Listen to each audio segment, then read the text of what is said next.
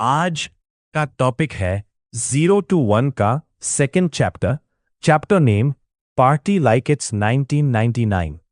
Video को last तक जरूर देखें कि हम आपको लास्ट में कुछ ऐसी बातें बताने वाले हैं जो आपको नहीं पता है। तो शुरू करते हैं बिना टाइम वेस्ट किए। एक, विपरीत सोच, द कंट्रेरियन क्वेश्चन।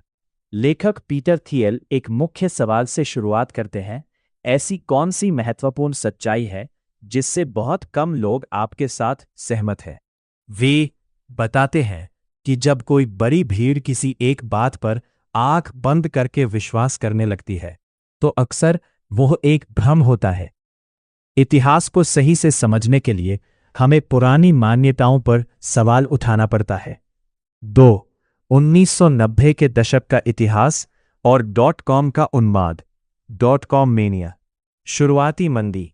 लोगों को लगता है कि 1990 का दशक बहुत समृद्ध था, लेकिन इसकी शुरुआत मंदी, बेरोजगारी और वैश्विक तनाव जैसे मोगैदिशु में अमेरिकी सैनिकों का मारा जाना से हुई थी। इंटरनेट की शुरुआत 1993 में मोज़ैक और बाद में नेटस्केप ब्राउज़र आने से इंटरनेट आम लोगों तक पहुंचा। इसके बाद अचानक से टेक कंपनियों के शेयरों की कीमतें आसमान छूने लगी। बिना मुनाफे की कंपनियां। 1998 से 2000 के बीच .com उन्माद, .com मेनिया चरम पर था। कंपनियां बिना कोई मुनाफा कमाए सिर्फ अपनी वेबसाइट के पेज व्यूज के दम पर करोड़ों डॉलर की वैल्यूएशन पा रही थी।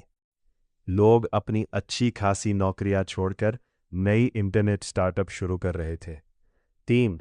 पेपाल का अनुभव। लेखक अपनी खुद की कंपनी पेपाल का उदाहरण देते हैं। 1999 के अंत में हर कोई बिना किसी ठोस योजना के नई कंपनियां बना रहा था। पेपाल ने तेजी से बढ़ने के लिए एक अनोखी तरकीब अपनाई। वे नए ग्राहकों को जुड़ने पर $10 देते थे और किसी दोस्त को रेफर करने पर और $10 देते थे। इससे उनका खर्च बहुत बढ़ गया, लेकिन वे जानते थे कि .com का यह बुलबुला बबल जल्द ही फूटने वाला है। इसलिए उन्होंने मार्च 2000 में मार्केट क्रैश होने से ठीक पहले बड़ी फंडिंग $100 मिलियन जुटा ली, जिससे पेपाल सुरक्षित बच गया। 4. .com का फूटना, द .com बस्ट।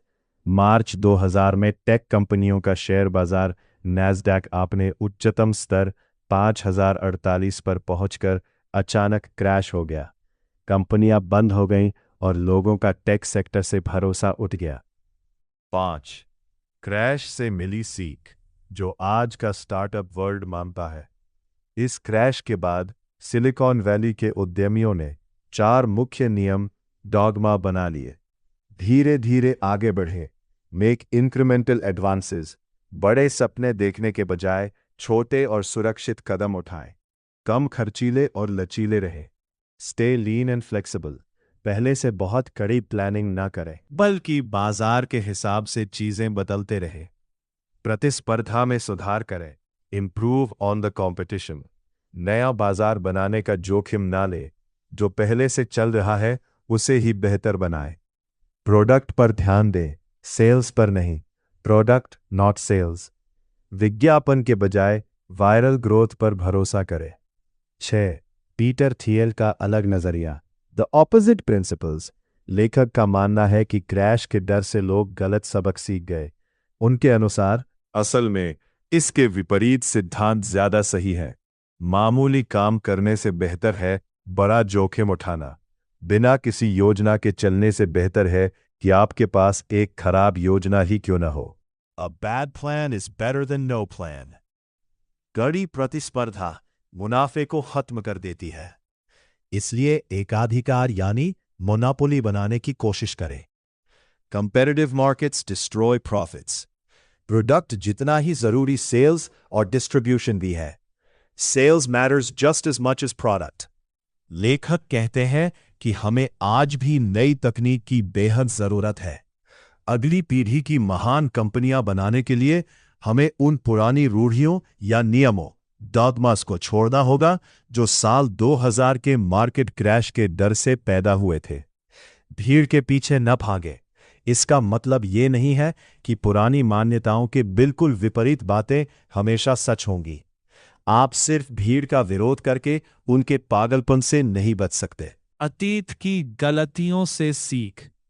इसके बजाय खुद से ये सवाल पूछें, व्यापार बिजनेस के बारे में आप जो कुछ भी जानते हैं उसका कितना हिस्सा पुरानी गलतियों पर दी गई गलत प्रतिक्रियाओं से तय हुआ है। सबसे मुख्य बात, द अल्टीमेट लेसन, सबसे अनोखी और विपरीत सोच, कॉन्ट्रेरियन थिंकिंग, भीड़ का विरोध करने में नहीं है बल्कि खुद के दिमाग से सोचने, थिंक फॉर योरसेल्फ में है। वीडियो पसंद आए तो लाइक करें, कमेंट करें कि आप कौन सा बिजनेस करना चाहते हैं और अपने उस दोस्त को शेयर करो जिसको आप अपने साथ बिजनेस में शामिल कर चाहते हैं।